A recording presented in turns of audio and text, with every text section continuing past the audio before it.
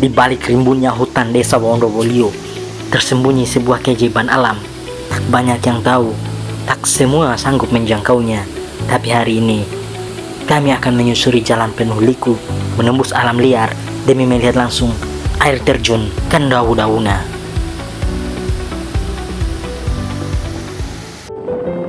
Pagi itu, langit biru menyambut langkah kami. Mesin motor menderu pelan, menyusuri jalanan desa yang lengang. Angin pagi menyapu wajah, dan hamparan hijau terbentang sejauh mata memandang. Semakin dalam kami masuk, aspal berubah menjadi jalan tanah, seolah memberi isyarat petualangan baru saja dimulai. Sebuah minimarket sederhana di pinggir jalan jadi tempat persinggahan kami. Mie instan, air mineral, kopi hangat dalam saset, semua kami siapkan.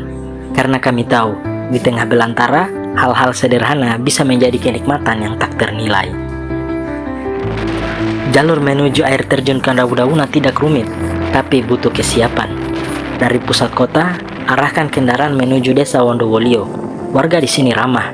Petunjuk arah bisa kau dapat dari senyum dan tunjuk tangan mereka. Namun ingat, motor hanya bisa membawamu sampai batas. Sisanya, alam yang akan menguji ketangguhanmu. Masih jauh tuan gila ini. Jalan setapak menanti di hadapan kami. Tanah becek, batu-batu berserakan. Sebagian tertutup semak liar. Di beberapa titik, jalur nyaris putus. Bekas hujan, waktu, dan ketidakpedulian. Ini bukan sekadar jalur menuju keindahan. Ini adalah seruan alam. Aku ada, tapi siapa yang peduli? Jalur ini butuh perhatian. Butuh tangan yang peduli pada keindahan negeri sendiri.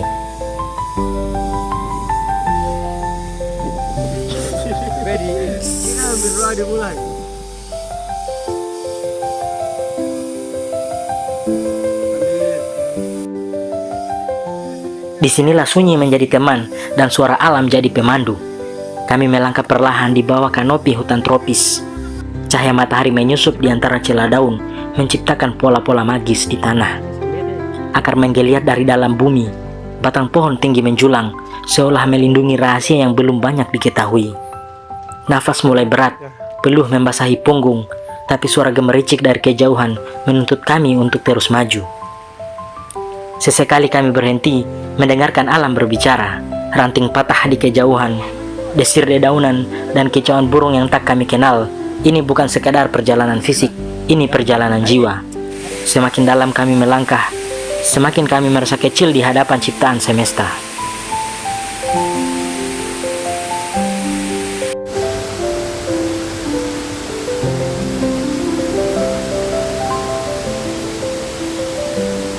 Dan akhirnya, kami tiba. Di hadapan kami, air terjun Kandawudawuna menjulang megah, jatuh dari tebing tinggi dengan kekuatan dan keindahan yang tak bisa dijelaskan dengan kata. Airnya bening, mengalir deras, membentuk kabut halus yang menari-nari di udara.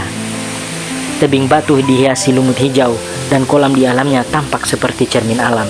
Di momen itu, dunia seakan berhenti.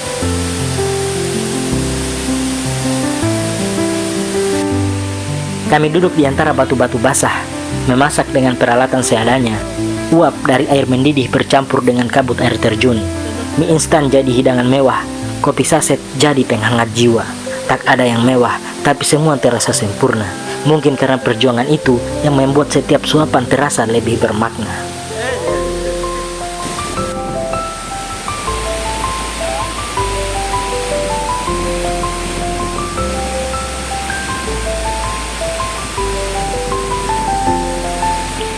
Kami pun terjun ke dalam kolam. Airnya dingin, membekukan tulang, tapi juga membakar semangat. Berenang di bawah air terjun seperti mandi di pelukan alam. Semua lelah terbasuh, semua penat hilang. Hanya ada tawa, percikan air, dan perasaan lega yang tak bisa ditukar dengan apapun.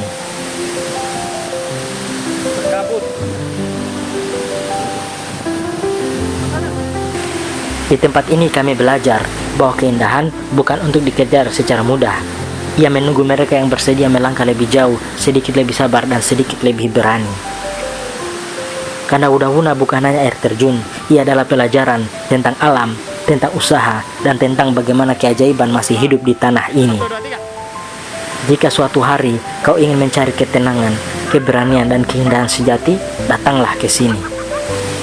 Dan kalau kamu suka perjalanan seperti ini, jangan lupa untuk like, share, dan komen. Karena di tiap langkah kecil selalu ada cerita besar yang menunggu untuk dibagikan. Sampai jumpa di petualangan berikutnya.